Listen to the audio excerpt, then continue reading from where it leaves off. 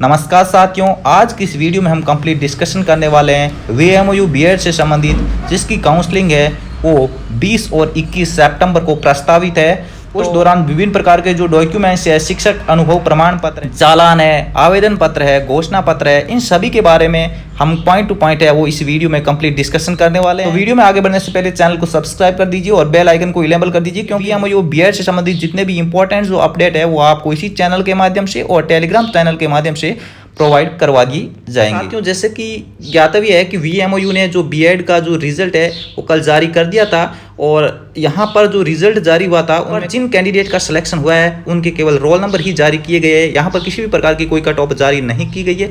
जैसे कि आप यहाँ पर देख पा रहे हो, यह रिजल्ट है वो VMOU द्वारा प्री बीएड का जारी किया गया है और जिन कैंडिडेट का सिलेक्शन हो गया है उनका हमको बहुत बहुत शुभकामनाएं। और जिन कैंडिडेट का भी सिलेक्शन नहीं हुआ है, यानी 1 से 2 नंबर 3 नंबर से वंचित रह रहे हैं, जब तक कट ऑफ जारी नहीं होती है तब तक यह कह पाना मुश्किल है कि कौन से कैंडिडेट का सिलेक्शन वेटिंग से होगा या फिर नहीं होगा।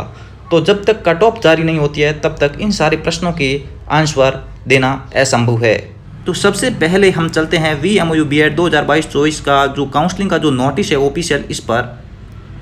तो यहाँ पर ये जो काउंसलिंग होगी यह होगी यूनिवर्सिटी का जो हेडक्वार्टर है राउतभाटा रोड, कोटा, यहाँ पर होगी। और इसकी जो डेट है यहाँ पर देख पा रहे हो, सामान्य कैटेगरी, EWS और आर्मी, इनकी तो होगी 20/9/2022 सुबह 10 बजे से 5 बजे तक। और शेष जो कैंडिडेट है यानी आरक्षित वर्ग जिसमें SC, ST, OBC, SBC, MBC, VDO, DVOS, PH, ये जितने भी है इनकी होगी 21 तारीख को सुबह 10 बजे से 5 बजे तक। तो उक्त सारे के सारे मूल दस्तावेज और साथ में उसकी जो प्रतियां प्रमाणित उसका सेट है वो लेकर के परिसर में उपस्थित हो जाना है।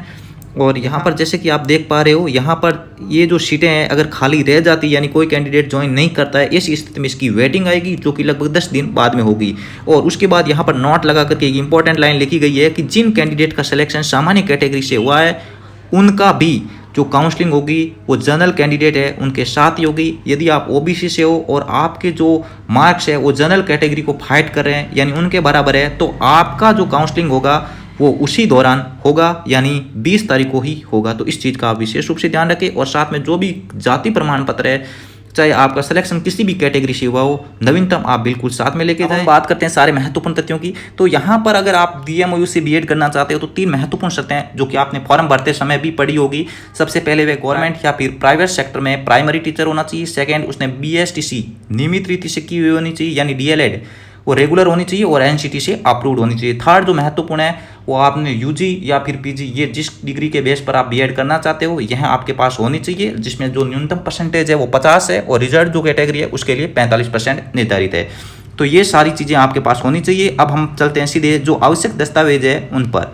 यहाँ पर सारे के सारे दस्तावेज है, इनका आपको एक सेट कंप्लीट बना लेना है। सबसे पहले आपके पास यहाँ पर 10वीं की मार्कशीट जो कि स्व प्रमाणित होनी चाहिए, ये आपके जन्म तिथि को सत्यापित करेगी। इसके साथ साथ आपके पास होनी चाहिए UG या फिर PG, जिस बेस पर आप बीएड करना चाहते हो उसकी यहाँ पर मार्कशीट होनी चाहिए। UG यानी BA वगैरह BSc वगैरह कर रखे तो 3 साल की मार्कशीट, तीनों या तो रेगुलर होनी चाहिए या फिर तीनों ही प्राइवेट होनी चाहिए। यदि आपने फर्स्ट ईयर प्राइवेट कर रखी है, सेकंड ईयर प्राइवेट कर रखी है और थर्ड ईयर रेगुलर कर लिए, ऐसी स्थिति में आपके पास डिग्री की आवश्यकता होगी। तो इस चीज़ का आप ध्यान रखें। और अगर आपने PG कर रखी है तो ऐसी स्थिति में आपके पास दोनों साल की जो मार्कशीट है वो होना आवश्यक है। अब बात करते हैं BSTC या फिर DLED, आपने जो भी डिप्लोमा कर रखा है एलिमेंट्री एजुकेशन में, ये NCT से अप्रूव्ड होना चाहिए, यह रेगुलर होना चाहिए। तो इस चीज़ का आप ध्यान रखें। अगला महत्वपूर्ण दस्तावेज जाति प्रमाण पत्र। जाति प्रमाण पत्र की बात करें तो यहाँ पर जो OBC का जाति प्रमाण पत्र है वो अधिकतम 1 साल पुराना चल जाए। आपके पास सितंबर 2019 तक का भी है तो वो एफिडेविट यानी जो कोर्ट का जो शपथ पत्र है उसके आधार पर चल जाएगा, यानी आपको कोर्ट से एक शपथ पत्र बनवाना पड़ेगा। नहीं तो आप नवीनतम भी बनवा सकते हो। अगर आप EWS कैटेगरी से हो तो यहाँ पर आपको नवीनतम जो कि 6th मार्च से ज़्यादा पुराना नहीं होना चाहिए, यह सर्टिफिकेट आपके पास होना चाहिए। अतः आप नवीनतम सर्टिफिकेट है वो तुरंत अप्लाई कर दे। आगे जो महत्वपूर्ण दस्तावेज है वो रहेगा मूल निवास प्रमाण पत्र। मूल निवास प्रमाण पत्र है, इसकी कोई डेट नहीं रहती है, ये पुराना भी चल जाएगा। नेक्स्ट जो डॉक्यूमेंट है वो घोषणा पत्र रहेगा और घोषणा पत्र जो कि विवरणिका है उसमें दे रखा है और उसको आपको टेलीग्राम चैनल के माध्यम से भी प्रोवाइड करवा देंगे। तो इस घोषणा पत्र जो कि नॉर्मल वाला ही होता है, यहाँ पर कोर्ट से आपको बनाने की जरूरत नहीं पड़ेगी। जो नॉर्मल जो घोषणा पत्र रहता है वो आप अटेस्टेड करके ले आइए। नेक्स्ट पॉइंट है शिक्षक अनुभव प्रमाण पत्र। शिक्षक अनुभव प्रमाण पत्र गवर्नमेंट स्कूल से हो तो अपने एचएम से प्रमाणित करवा लीजिए और साथ जावक क्रमांक का इंदराज कर दीजिए। और यदि आप प्राइवेट सेक्टर से हो आपको यहाँ पर जिला शिक्षा अधिकारी से अनुमोदन लेकर यानी वहाँ से साइन करवा के और जावक क्रमांक डालने के बाद ही वो वैध रहेगा। नेक्स्ट पॉइंट है बीएड प्रवेश परीक्षा का जो एडमिट कार्ड है यानी जो हॉल टिकट है, जिस टाइम आपने एग्जाम दिया है उस हॉल टिकट को आपको साथ में लेके आना है। यदि आपके पास हॉल टिकट अवेलेबल नहीं है यानी खो गया तो आप वेबसाइट से जाकर के डाउनलोड कर सकते हो।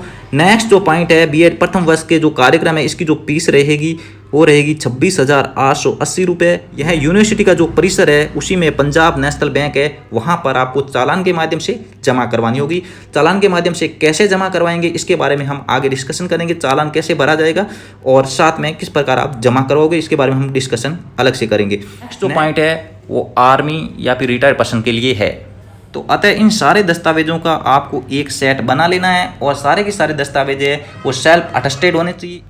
इसके अलावा जैसा कि आप यहाँ पर देख पा रहे हो यह आवेदन फॉर्म है और ये जो दस्तावेज का आपने सेट बनाया है उसके ऊपर ही ऊपर इसको अटैच करना है। इसके कुछ पेज है और इसको कंप्लीट आपको भरना है क्योंकि इसके बारे में मैंने लास्ट ईयर में वीडियो बनाया है। तो किसी भी प्रकार का परिवर्तन नहीं हुआ है तो इस वीडियो की आप सहायता ले सकते हो। डिस्क्रिप्शन में इसका लिंक मैं प्रोवाइड करवा दूंगा।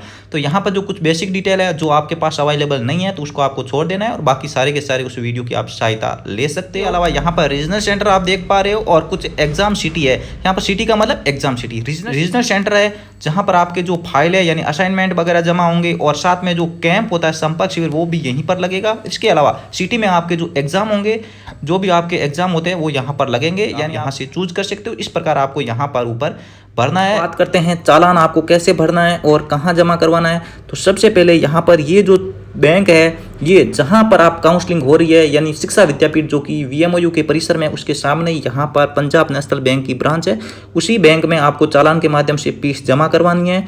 और यहाँ पर जो फीस लगेगी वो लगेगी 26,880 रुपये। बुक्स चाहते हो यानी फिजिकल हार्ड कॉपी में यदि आप बुक पढ़ना चाहते हो तो यहाँ पर आपको कंप्लीट फीस देनी पड़ेगी। यदि आप पीडीएफ फॉर्मेट में पढ़ सकते हो जो कि वन व्यू से आप डाउनलोड कर सकते हो, अगर आप वहाँ से पढ़ सकते हो तो आपके 15% फीस यानी लगभग 4,500 फीस है वो कम हो जाएगी। लगभग 23,000 के आसपास यहाँ पर फीस आपको लगेगी। तो यह आपकी पर्सनल चॉइस है। यहाँ पर ब्रांच भर लेनी है तो ब्रांच आप यूनिवर्सिटी का नाम डाल दीजिए और उसके बाद यहाँ नाम बीएड स्टूडेंट का नाम डाल सकते हो। उसके बाद में फादर्स नेम यहाँ पर सारे के सारे इंग्लिश में कैपिटल लेटर में लिख सकते हो। उसके बाद में अपना परमानेंट एड्रेस डाल दीजिए। उसके बाद यहाँ पर फीस अमाउंट की बात करते हैं तो यहाँ पर जो फीस अमाउंट है वो आपको वर्ड यानी शब्दों में लिखना है। यहाँ पर जैसे कि 26,880 रुपये, इंग्लिश में भी लिख सकते हो 26,880 रुपीज़ इस प्रकार। और उसके बाद कॉस्ट फीस को डैश कर दीजिए, एग्जाम फीस डैश कर दीजिए, लेट फीस डैश कर दीजिए और जो भी है यहाँ पर उसको डैश डैश कर दीजिए। और उसके बाद टोटल जो फीस है 26,880 रुपये। यदि आप 15% की छूट लेना चाहते हो तो 15% लेस कर दीजिए और 15% लेस करने के बाद जो भी फीस रहती है वो यहाँ पर आप लिख सकते हो।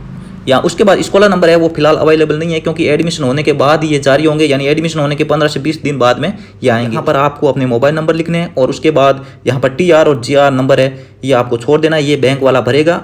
यानी यहाँ पर सारी जो डिटेल है वो कंप्लीट हो गई। नीचे आप डेट डाल करके आप अपने साइन कर दीजिए। यानी चालान में आपको किसी प्रकार की एडिशनल डिटेल नहीं भरनी है। ये जो बेसिक डिटेल है वो यहाँ पर आप भर सकते हो। यह चालान आप या तो प्रिंट निकाल सकते हो या फिर आपको बैंक की जो ब्रांच है उसी में आपको मिल जाएगा, वहां से आपको लेकर के कंप्लीट भर देना है। फीस है वो आप अपने पास कैश में ले आइए और चालान के माध्यम से संबंधित ब्रांच में जमा कर दीजिए। फॉर्म वगैरह की जो भी एडिशनल प्रति आप रखना चाहते हो तो एक्स्ट्रा प्रति भी रख सकते हो क्योंकि यूनिवर्सिटी आउट एरिया में पड़ती है और वहाँ पर दूर दूर तक आपको कोई फोटोकॉपी वगैरह नहीं दिखेगी। यदि आपके पास कोई भी मिस्टेक हो जाती है, कोई पेज खराब हो जाता तो ऐसी स्थिति में आपको काफ़ी दूर जाना पड़ेगा। ऐसे में आपका 1 से 2 घंटा खराब हो सकता है। तो इस चीज़ का आप विशेष रूप से ध्यान रखें। यहाँ पर इस प्रकार आप चालान के माध्यम से कंप्लीटली फीस जमा करवा सकते हो। यदि इसके अलावा भी किसी प्रकार को आपको एडिशनल जानकारी चाहिए, यदि किसी भी प्रकार की कोई कंफ्यूजन है, कोई क्वेश्चन है तो कमेंट बॉक्स में कमेंट कर दीजिए, आपका जवाब दे दिया जाएगा। साथ ही इस वीडियो में इतना ही, फिर मिलते हैं एक नेक्स्ट इंटरेस्टिंग वीडियो के साथ। तब तक के लिए जय हिंद, वंदे मातरम।